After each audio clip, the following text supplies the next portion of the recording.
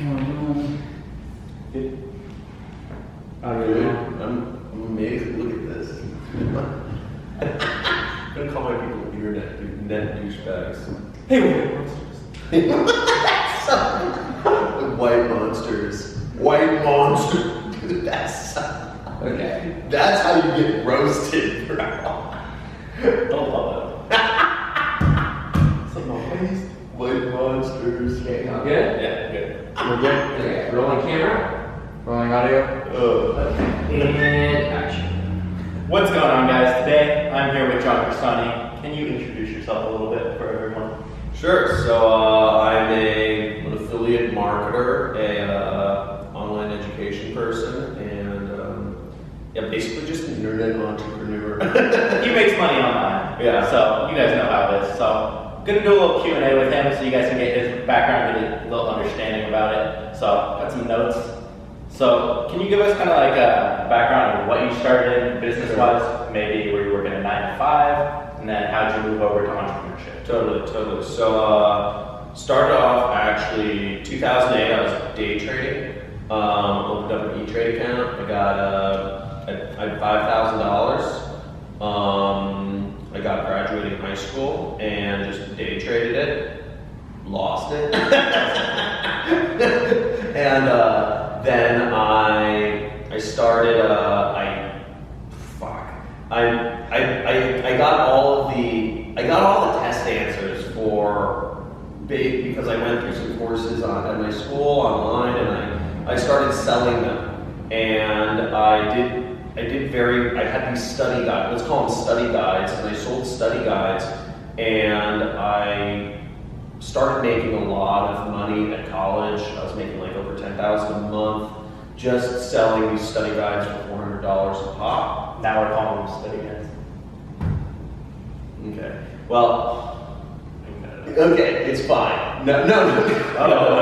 So what I was doing was I was putting up flyers. So I had these study guides and I was putting up flyers. So first of all, I knew, because I had been through the classes before and I knew all the questions, I said, okay, look, I have something that's extremely valuable. Mm-hmm. Like, people want these study guides. Nothing illegal about it, by the way. It's just they're questions and answers. And I said, this is extremely valuable, and I knew what I had was extremely valuable, and I said, I have to find a way to sell this. I was making $8 an hour at the movie. I was working at the movie theater, doing clipping tickets and selling popcorn. And I was working 14 hours a week. I made like $700 a month or something like that. And I said, okay, I want to sell these study guides. And the first thing that happened was, somebody actually, the way it all started was because I had the study guide and offered it to a friend, and he said, no, I'll pay for it. I said, oh, that's fine. He's like, no, dude, like, here, just take, here's $100. Like, he checked if it worked, and he said, dude, this is perfect. And he gave me $100. And I said, I was like, people are just, why? He just gave me $100. Mm-hmm. And I was like, if somebody is willing to like force $100 upon me, I could do very well. Yeah. And so I knew I had to get these into the hands of people. I didn't know as enough people. I was friends with a lot of the international kids, like like Asian international kids, because I spoke Japanese. But so those people bought from me, but I wanted to reach more people. So what I started doing was I started putting up like I don't know where a piece of paper is, but just an 8.5 by 11. I started pasting them around my college campus, and I had different headlines on them. I said, some of them were like, I have, I think my first one was like something like, I have the like quiz answers to some of the online classes. Not even joking. Then it was like, contact me, like, and I made a Gmail address, like csuntutor@gmail.com. Mm-hmm. And I said, contact me and we'll talk or something. And I didn't know, and nobody fucking contacted me. Nobody. Yeah. Nobody did. And I was like, why? But I said I have the answers to, all the questions to some of the courses, like, contact me for the list of courses. I was like, I have the answers. business. Like, I want people like contact me. But my conviction was like so strong. And what I started doing was I kept split testing headlines. And I split test headlines and I split test call to action. What I did was I ended up here, let me just show you kind of. But basically, I ended up finding that I increased the response rate a lot. Instead of just listing out the email address at the bottom, I had these for people to tear. So that started getting people, take them more. Would you start with one ripped off? I'd actually start with 2 ripped off. Yeah, I started, because then it looked no social proof. Yeah. Right?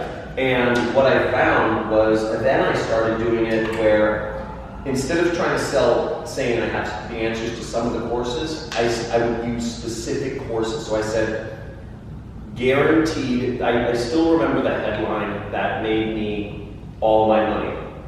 This is what changed. So before, very few people would tear off any of them, but when I put up this headline, it wasn't like my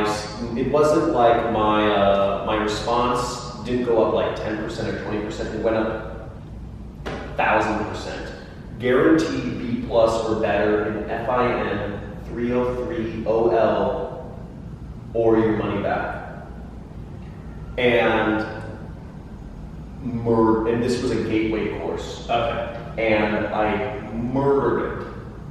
And I had my first $1,000 days selling study guides, and I said, okay, and I looked up the colleges I started making good money, and I looked up the colleges that were also offering the same course, and I said, because what happened was I was printing up all the answers, but people didn't care about it. They just wanted the PDF file so they could Control F. Yeah. And I was like, do you want me to give you a discount? I was giving people discounts at first, but then I realized I need to give people discounts for not printing out the material. Because in my mind, you had to trade physical goods for money. That was I was just like, oh, there's no value exchange if you're just giving a PDF file, it's a copy paste. But I realized there was actually, people didn't care about the physical thing, they just wanted the information. And then I said, I could do this online. And really the rest is history. That's crazy. So you're doing marketing before you really knew. And then I just took it to AdWords. Then all I did was I took it, I took a WordPress site and I took it shopping cart, PayPal, and then I just WordPress, PayPal, and then AdWords, and the rest is history. Do you want to go back to that same school and start going to No, I know I always could. I don't think anybody's doing it. It's just, there's so many ways to make money. It's unbelievable. People just are lazy, I think.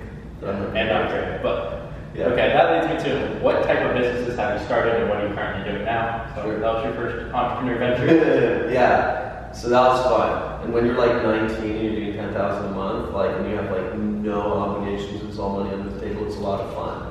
But you never go back to working again. So businesses I've done, eBay. I was selling stuff on eBay. I bought 99-cent classified ads, and I would find really niche info products and resell those. Okay. Because people care more about the information. So I found really niche products. Other businesses I started. So that was really early on. Other businesses I started, obviously, affiliate marketing. Agency. I was running my own agency where I was, charging people to manage their Facebook ads or their Google ads. So anywhere between, when I started, I was charging people $500 a month. When I ended doing that, I was charging people $10,000 a month. And it all depends on who you're talking to, right? If you're when I was selling clients for $500 a month, I was like, how could anybody sell a client for $10,000 a month? But the thing is, you're just talking to the wrong people. If you're talking to a barber shop, yoga studio, a local yoga studio, yeah, you're never going to be able to. Well, am I going to pay you $10,000 if your ads are going to go make me $100,000 a month? Yes. But if I'm a small business, then you might be able to get $1,000 extra than if you're going to pay them. Exactly. If you're a local yoga studio, like, yeah, you're not going to be able to afford, like, to pay my fees of $10,000 a month and like all the ads, so it doesn't make sense. But if you're talking to people who run big businesses, it's totally different. But they hang out different places. You're not going to meet them. You're not going to meet them On Facebook. Yeah. No, you can meet them on Facebook. You can meet them too. Are you kidding me? Yeah, like I'm on Facebook. Like you're on Facebook. Like we run pretty sizable businesses. So affiliate marketing. That's where I made like my millions. Then info product. Obviously, I'm doing online education, and right now I'm also doing a startup. So we're raising like software platform. So I have like blockchain for education. So it's kind of like we're doing like that's For the future. Yeah, we can go into that later. Yeah, we will get into that. But so what's making you the most money? Affiliate marketing? Right now, what I'm doing is my online education. Like just kind of, it's all kind of passive right now, but it's my online education and affiliate marketing. Yeah, so I'm solely focused on raising $4 million right now for building this education startup that I'm working on. So I'm focused on that, but I just have my stuff basically working on autopilot. Now, I have a question for you on this one. One thing my following always sees, I'm transparent with everything, is how much I make from courses, and you just said what makes you the most has been online education, or a lot of it. And a lot of people are then, oh, why don't we make a course on making courses? Yeah. You have to have some skill that people want to know, especially if you're in the money making thing. You have to have done it. You can't just go do it for a week, make $1,000 and start a course. It doesn't work like that. You have to know how to build a following as well.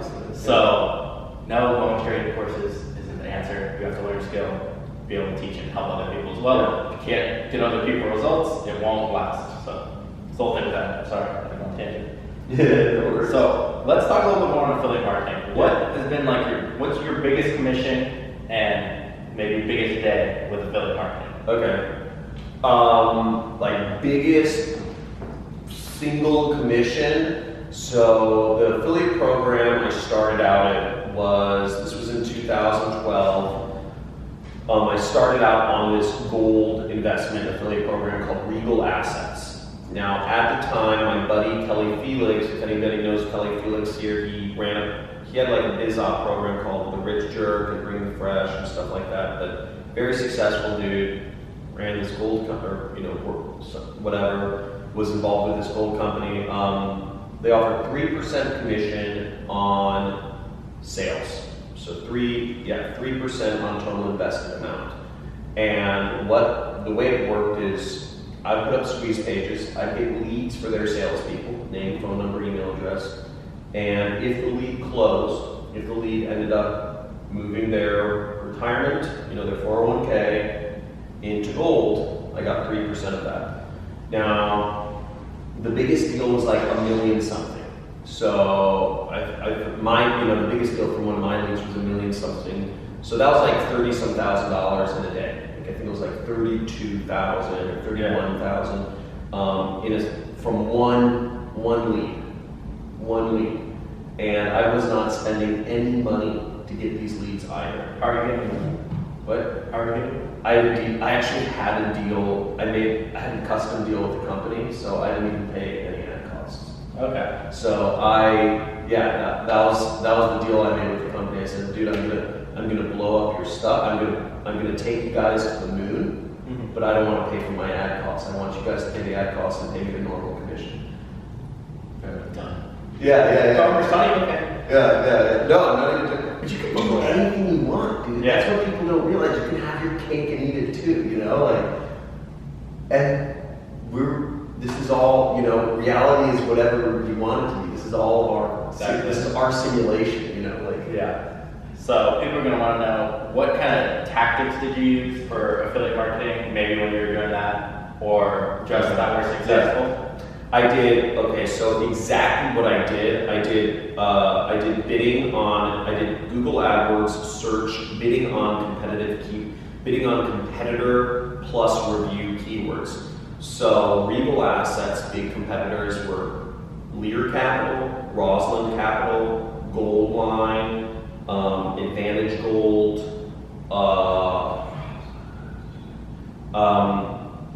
those are like Kidco, Goldco. Those are the big ones I can think of right off. And again, this has been like years. But basically, I bid on those keywords. So it'd be like Roslyn Capital Review, American Bullion Review, Lear Capital Review, and then I put those. That would be the headline for, that would be the keyword, but it would also be the headline for my ad. And I'd say something along the lines of Lear Capital, I review Lear Capital, or is it a scam, or something like that. And then I'd have a review blog where I just simply, it was like the same template every time, and it was just like, Lear Capital, is it a scam? I investigate. And it's just like, it asks 3 questions. Do they offer? Is it fixed? Is it fixed fee? Are the fees fair? Is the company good? Is the, what blah blah blah? Are they? Is it held in a vault? Or is it? And I just inserted in the blanks. I just had a review of the company. And then I said, long story short, that I do not recommend this company. I recommend this company. That's all I needed to say. Yeah. Because the psychology is they're already involved. The person is already familiar with the market. They want gold. And they're talking to a company, so they're really far down the chain. But when you're going after like a competitor plus review keyword, they're just about to buy. They're just about to work with a company, but there's like a hint of doubt. Yeah. And what we're doing is with a review strategy, you're growing that seed of doubt because people are naturally skeptical. You're tapping into that fear that's already in them. Fear of making a mistake, fear of the unknown. And then, so you're tapping into that, and then you're giving them direction of what to do. Yeah. Because in their mind, they're already thinking like, I hope I don't get fucked. Mm-hmm. Like, am I making a bad decision? Like you said, more people look up like reviews of you. They're like, is this guy legit? Or like, right? People are like, is this guy real? Like all his cars, right? And they do me because people are skeptical. Yeah. But you just give them direction then. Yeah. Okay. And it works. It works like unbelievably so. Have you ever used SEO or free traffic other than or mainly paid traffic? I actually am becoming a huge fan of free traffic right now. I'm becoming a huge fan of it. I'm working on growing my YouTube channel a lot. But by the way, guys, subscribe. His link will be the first one. But no, I love YouTube. Like I come from a paid traffic background, obviously. Yeah. Like I'm an AdWords guy, but it's like the same. It's like I look at it like the same thing. There's just like different levers to pull, and I just, I have people in Bosnia that do, all this stuff for me, and I just say, and it's like crazy ROI. Like I almost look at it like it takes a little more time, but the ROI is just, it's free. Yeah, it's free, so it's nuts. The ROI is. I agree. Yeah, YouTube's crazy right now. Yeah, YouTube's great. I think SEO is great. I think Facebook groups are actually. I have a buddy who runs Facebook ad buyers. I don't know if you know Tim Bird, but there's like 50,000 people. You can have great. The ROI is great, and it lasts. Yeah, it's super cool. I love it. Yeah. So, do you have any tips for anyone when it comes to creating your ads? Don't be creative. Don't be creative. What's worked or look at what's working. The problem is I think a lot of people start inserting their own ideas too much into the process, and And if we're trying to make a lot of money, you know, the fact of the matter is, if let's say I have some like idea about what would be a cool ad. Mm-hmm. Well, I live in like vegan Venice Beach, California, like, so I have like, I'm like, I live in a little bubble, right? Mm-hmm. Like, I don't even have a car, guys. Like, I skateboard like everywhere. I don't go very far outside of my little, I'm like in a nice bubble though, right? I'm not like super happy, like beautiful, expensive, clean bubble.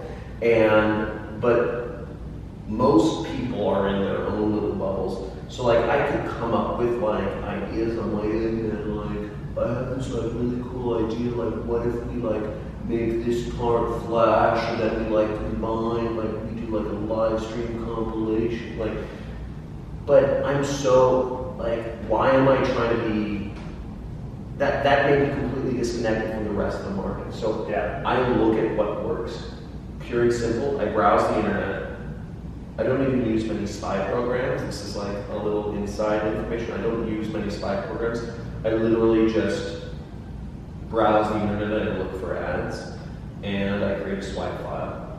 And I mean, it's worked for me. So It's like what we were talking about earlier, doing what works, not trying to recreate it all. I don't try to recreate things. I will modify things, so I'll always start with what works as a control, and then maybe I'll change some words, or I'll change some images. I'll say, okay, you know, like for my own program, I'm like, okay, pictures of cars, money, and women work. Okay, so, you know, let me try like a woman with a baby. Let me try like a baby blue Lamborghini, or you know, baby blue chrome. Oh, that's yours.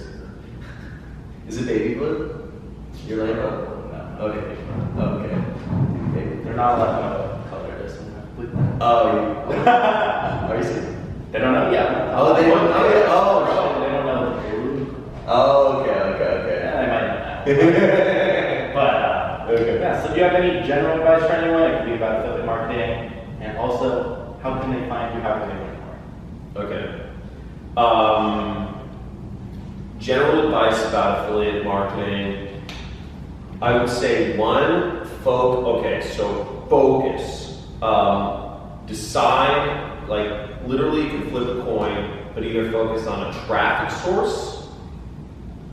So we're talking paid advertising. How many were your people? Like, brand new to affiliate marketing. Do they have any money, or are they looking at free stuff or paid stuff? Let's go with free stuff. Okay. It's a lot of money. So one, figure out if you're an introvert or an extrovert. Okay. Introvert, start a blog, Google. Okay. Extrovert, start a vlog, YouTube. Second thing.